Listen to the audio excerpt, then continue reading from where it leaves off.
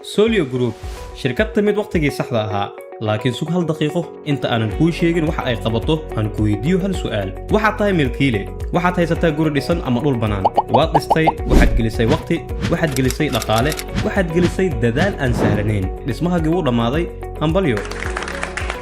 laakiin hal su'aal ayaa weli taagan yaa ilaalinaya hantidaada yaa hubinaya in dhismahagu uusan hoos u dhicin yaa ka shaqeynaya in qiimihiisii oo kor u kaco halkaas ay ka bilaabanaysaa sheekada Solio Group ma ahan shirkad oo kaliya waa lamaane kula shaqeynaya si ay u ilaaliyaan oo ay u kobciyaan hantidaada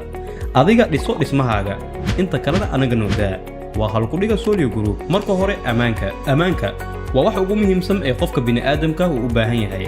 dunidan casriga ahna waxa amaanka kaalin libaax ka qaato kaamirooyinka dhismahaaga waxaa lagu xirayaa kaamirooyinka casriga ah ee CCTV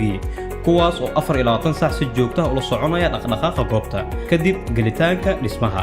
intercom casri ah ayaa lagu xirayaa gurigaaga si qof kasta oo gudaha u joogo oo si fudud ugu arko cidda albaabka taagan kor inta aan laga furin taasi waxay ka dhigaysaa dhismahaaga mid amni iyo casriyeed isku darsaday nadaafadda waxaan ognahay in muuqaalka dhisme uu ka bilowdo nadaafadda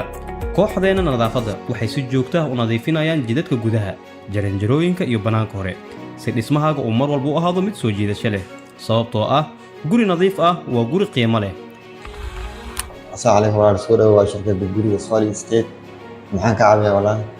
kaamira ilaalada ku jirnaa wax darma jiro ka caawiyaan laakiin noloshu mar walba ma aha mid quman mararka qaar cilado ayaa dhaca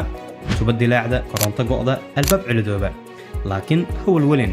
Solio waxay leedahay koox farsamo oo diyaar u ah kuwaas oo si degdeg ah u imaanaya una xalinaya dhibaatada kor inta aysan noqon mid weyn waxa aad helayso ma ahan adeeg kaliya waxaad helaysaa nabadgelyo maskaxeed waxaad ogaanaysaa in hantidaada la daryeelayo la ilaalinayo lana kobcinayo